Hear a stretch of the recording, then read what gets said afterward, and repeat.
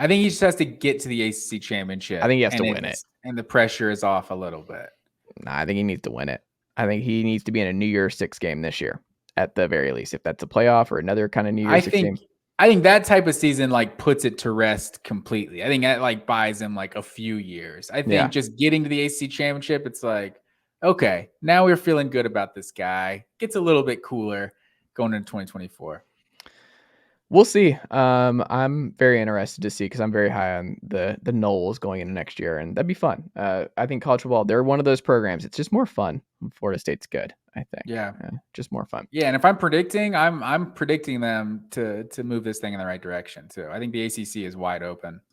There you go. Next up, James Franklin. He was on my list, not on yours, Matt Green. What do you think? Why is James Franklin not on your hot seat list? The green. I mean, just wasn't necessarily one of the first guys I thought of, but since you brought him up, I put his heat index at a 3 because it is there. I think when I'm going with this heat index, I'm thinking like the chances they get fired this year, like the chances of him getting fired are very, very low.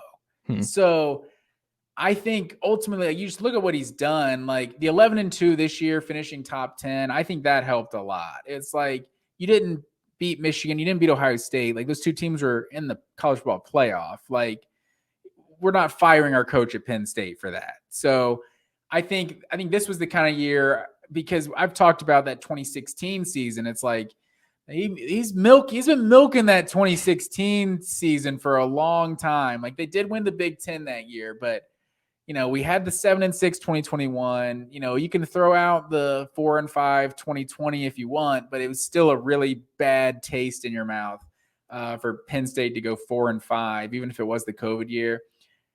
11-2, like another 11-2 type season. Like when I look, like I feel like Franklin's under like Kirby Smart type of pressure. It's not like real hot seat. Like I think, because I had an issue, I think it was maybe been going into 2021. People talking about like the coach under the most pressure.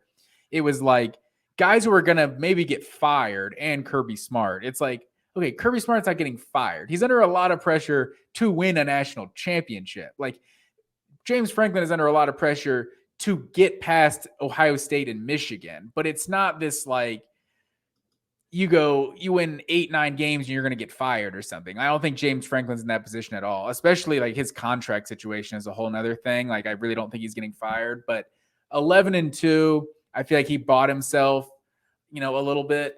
But if it's another 10-2 regular season where they lose to Michigan, Ohio State, I don't know that it gets cooler next year. I feel like you can start to, get in that, well, is this all we're going to be? Like Ohio State they lost CJ Stroud. They might take a step back next year. Like, Michigan they did just win the Big Ten. They seem like they're going to be good again next year. I don't know. Like Penn State seems like they have high expectations going into 2023. Like, I don't know what it would take for his seat to get cooler. What do you think it takes?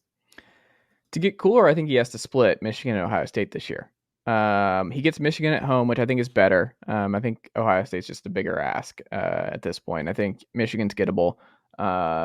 They played him really well for the most part this past year until the bottom came out in the second half, if I recall correctly. Isn't that how it went? It was close to the half, and then Michigan put him on him in the second half. Am I remembering that correctly?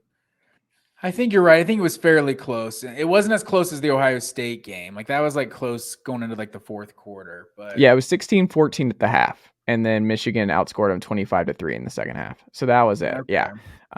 So just a terrible second half, and that wasn't great. But Michigan obviously in the playoff, Ohio State in the playoff. Those were your only 2 losses last year if you're James Franklin. Like my only 2 losses were to 2 playoff teams, and he beats everyone he's supposed to beat.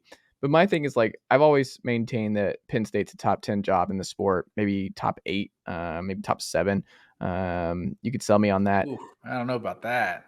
Penn State's a good job, man. There's a lot of talent in that area. You can recruit the Northeast. You have the DMV. Pennsylvania's got some good players. You can get some of these North Carolina kids. You can go up and down the coast a little bit. Like, Penn State's a good recruiting spot, and they've recruited well. They're always in the blue chip ratio. I don't know. I think Penn State would. I think there might be 4 or 5, maybe even more jobs in the SEC alone that are better than Penn State. You don't have to deal with the Bamas and the Georgias of the world. I don't think Michigan's as stable as a lot of the premier programs around the SEC. So I don't know. I will say, Drew Aller, 5-star kid, probably the most talented quarterback Franklin's had under center to this point in Happy Valley. There's a lot of pressure on him to be great because there was Sean Clifford fatigue in Happy Valley this past year. And it's like he's been there for so long and he was good. Like he was good, not great, right? Like he was steady. He did enough to win a bunch of games at Penn State, but it's just not the kind of quarterback to break through and really get Penn State into the playoff conversation and, get them back to where they were the peak Joe Pa years. Like I don't know. I think his seat's warm. I don't think it's hot. But I think he needs to split one of those two to calm some doubters because he went 0-2 against them last year and he gets Michigan at home this year. He has the 5-star talented kid, talented roster. I think there's going to be some, hey, could Penn State sneak into the playoff conversation this offseason? I think Franklin needs to have one of those monumental wins, right? Like I think he needs to beat one of those two to keep Penn State fans happy, where it's like, what are we doing here? What's the point of any of this if we're just we've hit our ceiling of 10 wins every year and then we can't compete with Michigan and Ohio State? And I think what will happen is, like you said, I don't think he'll ever get fired. I think he'll just leave for like if USC ever opened up because Lincoln Riley took an NFL job or something. Like I don't think he ever gets fired there, but I could see a scenario where he maybe even NFL, like he looks at an NFL job and then gets and they have to go somewhere else. But we'll see. He's 78-36 since being at Penn State. 4 different 11-win seasons. So like he's been really good. I don't know if he's been good enough to say like he's never going to get fired because I think they could get in that Mark Richt type of, okay, we're really good every year, but we want to be better than really good. We want to actually win the Big Ten. We want to beat Michigan, beat Ohio State. I think you nailed it personally. I think if they do beat Michigan or Ohio State, I think that's the only way it gets cooler. Like if I don't know if it gets hotter if they just go 10-2 and lose to both of them and finish ranked number 8 like they are this year. It's like it's just probably more of the same, and it might be a little warmer and just some of that frustration. Like, are we ever going to get better than these two schools? Especially look at the playoff. Like Michigan State's made the playoff. Michigan's now made the playoff twice. Ohio State's made it, I think, 5 times, made the national championship game twice. It's like, if you're sitting there as a Penn State fan and you're seeing all these other, like that's really what did it in for Mark Richt. It's like, okay, everyone in the SEC that we compete against has won a title since us. Like this isn't really acceptable. So it's different standards for different programs, but that's definitely going to affect it because I think they do have a legitimate shot to